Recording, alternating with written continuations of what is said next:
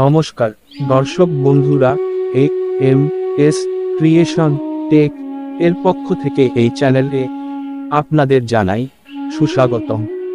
ভগবান শ্রীকৃষ্ণের বিভিন্ন বাণী ও গল্প এই চ্যানেলের প্রধান বিষয়বস্তু।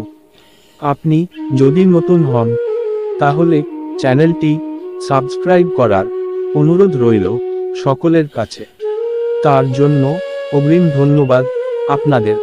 আজকে শ্রীকৃষ্ণের কিছু মহামূল্যবান বাণী আপনাদের কাছে তুলে ধরব, যা আপনাদের চলার পথকে সহজ করে। তোমার সমস্ত কর্ম সম্পাদন করো ঐশ্বরিক মন দিয়ে ও আসক্তি ত্যাগ করে, এবং সমান চোখে সাফল্য ও ব্যর্থতার দিকে তাকাও।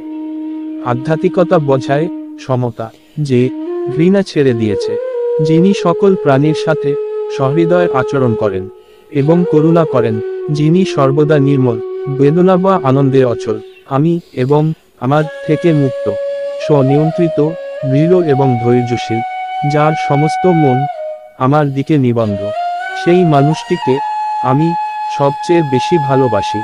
আপনার কাজ করার অধিকার আছে, কিন্তু কাজের ফল কখনোই আশা করবেন না। পুরস্কারের জন্য আপনার কখনোই কর্মে নিয়োজিত হওয়া উচিত নয়, এবং আপনার নিষ্ক্রিয়তার জন্য আকাঙ্ক্ষা করা উচিত নয়। এই জগতে কাজ করো অর্জুন, নিজের মধ্যে প্রতিষ্ঠিত একজন মানুষ হিসাবে, স্বার্থপর আসক্তি ছাড়াই, এবং একইভাবে সাফল্য ও পরাজয় মেনে নিয়ে। যে মানুষটা আমাকে সব কিছুতেই দেখে এবং আমার মধ্যে সবকিছুকে বিশ্বাস করে, আমার কাছে হারিয়ে যাবে না। না, আমি কি কখনো তার কাছে হারিয়ে যাব? আমরা যে একত্বে নিহিত, বুঝতে পারে যে আমি প্রতিটি সত্তায়, যেখানেই সে যায়, সে আমার মধ্যে থাকে। যখন সে দেখবে সব সমান, কষ্টে বা আনন্দে, তখন জানব সেই মানুষটি নিখুঁত হয়ে উঠেছে।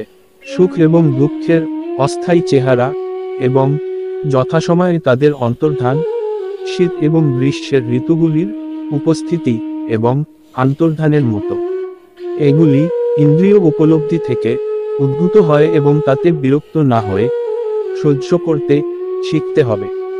আপনার কাজের উপর আপনার হৃদয়কে যুক্ত করুন, কিন্তু তার পুরস্কারের উপর কখনো নয়। ইন্দ্রিয়গুলি সব সময় বিচরণ করে, এবং যখন কেউ মনকে তাদের অনুসরণ করতে দেয়, তখন এটি জলের উপর একটি বায়ুবাহিত জাহাজের মতো জ্ঞানকে দূরে নিয়ে যায়। জ্ঞানীরা জীবিত বা মৃতের জন্য শোক করে না। এমন কোন সময় ছিল না যখন আপনি, আমি এবং এখানে জড়ো হওয়া সমস্ত রাজাদের অস্তিত্ব ছিল না, এবং এমন সময়ও আসবে না যখন আমাদের অস্তিত্ব শেষ হয়ে যাবে। তিনি সমস্ত আলোকিত বস্তুর আলোর উৎস, তিনি পদার্থের অন্ধকারের ঊর্ধ্বে এবং অপ্রকাশিত। তিনি জ্ঞান, তিনি জ্ঞানের বস্তু এবং তিনি জ্ঞানের লক্ষ্য। তিনি সকলের হৃদয়ে অবস্থান করেন। আজ এই পর্যন্ত, শেষ পর্যন্ত সাথে থাকার জন্য সকলকেই ধন্যবাদ।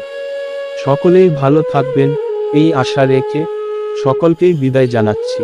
পরের ভিডিও পাওয়ার জন্য অপেক্ষা করুন, আর সকলেই সুস্থ থাকুন।